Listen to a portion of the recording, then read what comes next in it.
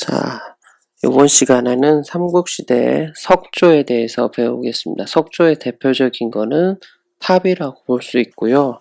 삼국시대는 국가 통치 이념이 불교이기 때문에 불교가 굉장히 융성한 시기라고 볼 수 있고, 그 시대에 따라서 대규모 사찰이 건립되는 시기라고 볼 수 있습니다. 그러면서 수많은 탑이 만들어지게 되죠. 그래서 처음에는 불교가 어디서 들어오냐면 중국의 영향으로 목탑이 건립됩니다. 그러다가 7세기부터는 신라와 백제가 석탑을 만들게 되죠. 그래서 백제하고 신라하고는 탑의 방식을 다르게 합니다. 돌을 목탑의 부재처럼 결과는 결구식으로 하는 게 백제의 특징이고요. 돌을 사각으로 다듬어서 조적식으로 하는 게 신라의 특징입니다. 조적식이라는 거는 뭐냐면 이렇게 벽돌을 하나하나 쌓아 올리는 것처럼 여러 개의 탑을 덩어리를 만들고 그거를 쌓아 올리는 거고요.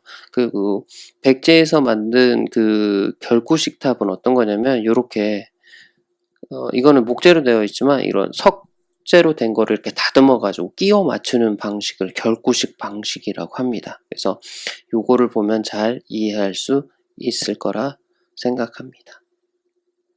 그리고 다음은 그 전체적으로 우리가 이제 그 삼국시대는 목탑에서 석탑으로 이행하고 있다고 이해하시면 되고요. 그 대표적인 탑이 미륵사지 석탑입니다. 백제가 만든 탑이고요.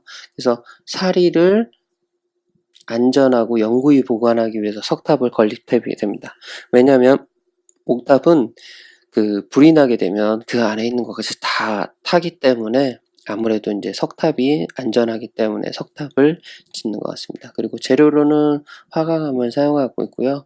아까 내가 얘기했듯이 백제탑은 결구식 방식으로 목재처럼 목탑 방식을 따르고 있는 게 특징이라고 볼 수 있습니다. 그래서 그 백제탑 그 미륵사지 석탑은 이만큼밖에 남아있지 않고요. 여기 있는 그 보면 시멘트로 처리되어 있는데 이런 것들을 이제 제거하고 다시 복원하는 작업을 하고 있는 게 이 미륵사지 석탑이라고 볼 수 있고요.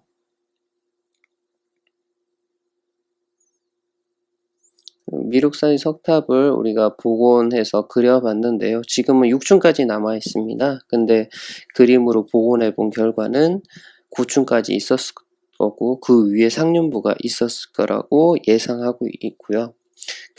이거를 바탕으로 해서 우리가 복원한 지금 이제 익산에 있는 미륵사지 석탑에 복원한 탑이라고 볼 수 있습니다.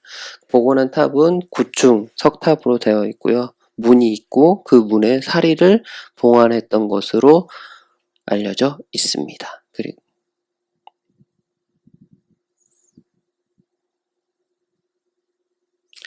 다음은 정림사지 5층 석탑에 대해서 배우도록 하겠습니다. 정림사지 5층 석탑도 백제에서 만든 거고요. 부여에 있는 탑입니다. 그래서 그 미륵사지 석탑보다 한층 더 발전된 백제의 석탑 양식으로 보여준다는 얘기입니다. 이건 어떤 거냐면 목탑 양식에서 더 간소화됐다는 얘기를 하고 있는 거고요. 기단에 낮게 1층으로부터 설정하면서도 2층부터는 탑시부 높이와 넓이를 급격히 줄여 1층 탑신의 시선을 머무르게 하였다. 이런 얘기인데 한마디로 비례감이 굉장히 좋은 탑이라고 볼 수 있고요. 그거 설명 사진을 한번 볼게요. 이렇게 탑신부 밑에 3.5척, 2층은 3.5척, 3층도 3.5척, 4층, 5층도 3.5척으로 되어 있고요. 탑신부 플러스 지붕 높이가 7척, 3층부가 7척입니다. 그래서 이렇게 비례감이 굉장히 뛰어난 탑이라고 볼 수 있습니다. 그리고 여기서 보면 가장 중요한 게 목조 건축에서 벗어나 석탑으로 이동하는 큰 구조적 특징을 보이고 있는 게 특징이라고 볼 수 있고요. 일본의 최고의 탑인 호류지 5층 석탑과 동일한 감각을 지니고 있는 게 밝혀졌습니다. 그게 어떤 얘기냐면 이렇게 같이 81도, 81도로 갖고 있는 거고 왼쪽에 있는 것이 정림사지 5층 석탑이고요. 오른쪽에 있는 게 호르지 5층 목탑입니다. 그래서 백제인들이 건너가서 지어졌다고 백제인들을 불러서 만들었다는 탑이라고 볼 수 있고요. 이런 비례미, 기울기를 보여주면 그리고 일본에 우리가 백제인 문화가 넘어갔다는 것을 미뤄 짐작할 수 있는 증거라고 볼 수 있죠.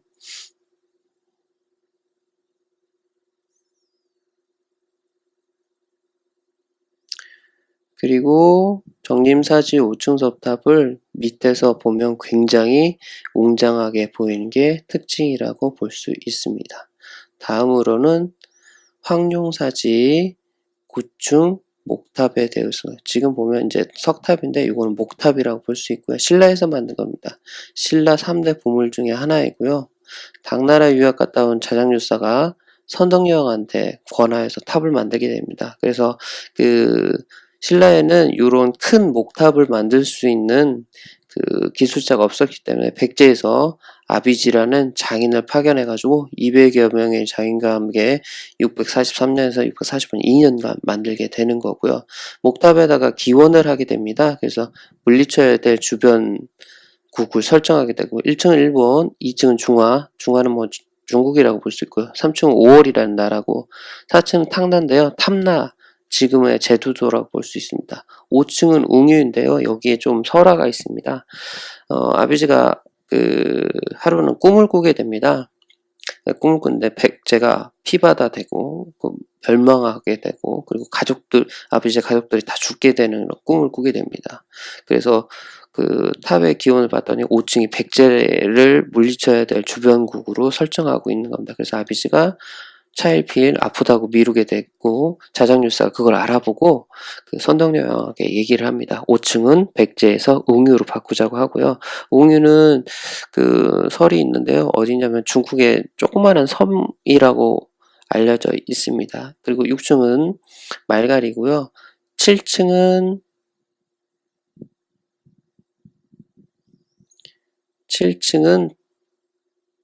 단국입니다. 단국은 지금의 거란이라고 볼 수 있고요. 8층은 여저, 9층은 예명인데요. 8층과 9층은 고구려를 상징하고 있다고 볼 수 있습니다. 그래서 황룡사 9층 목탑은요. 이렇게 생겼을 것이다 추측을 하고 있습니다. 왜 그러냐면 지금 현존에 존재하지 않고 있고요. 그리고 언제때 소실되냐면 몽고가 쳐들어와서 그때 불탄 흔적이 있었고요. 그리고 안으로 들어가서 막루의 역할을 했다 이런 기록도 있기 때문에 이 안으로 꼭대기층까지 올라갈 수 있는 계단이 있었을 것이다 이렇게 예상하고 있는 게 황룡사 5층, 9층 목탑의 특징이라고 볼 수 있습니다.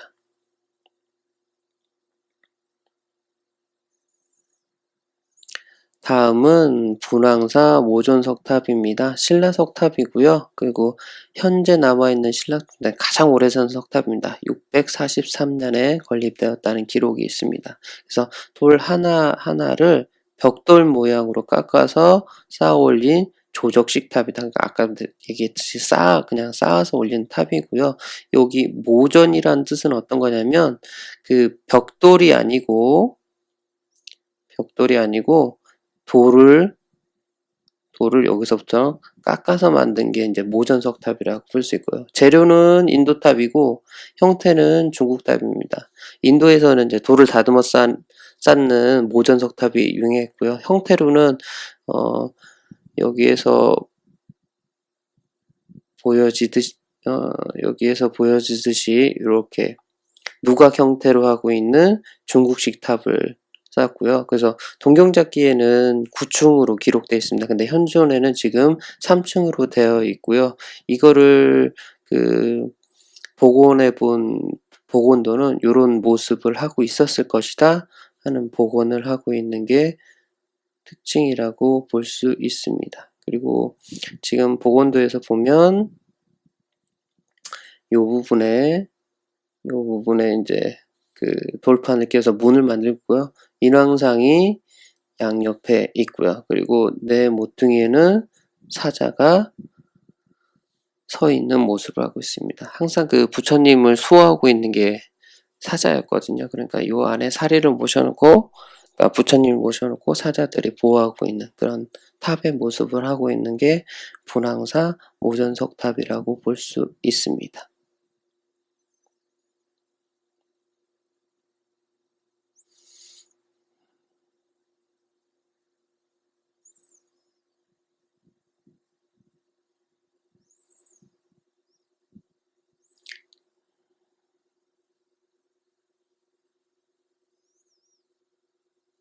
자, 그 다음에는 탑의 세부 명칭을 보겠는데요. 밑에 이 부분을 기단부라고 합니다.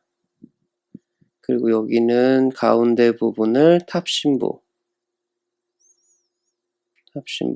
그리고 그 탑신부 위에는 상륜부라고 볼 수 있습니다.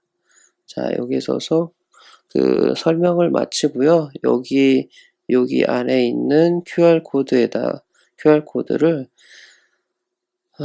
찍어서 밑에 있는 그 주관식 서술하는 거를 해서 제출하고 발표하는 시간을 갖겠습니다.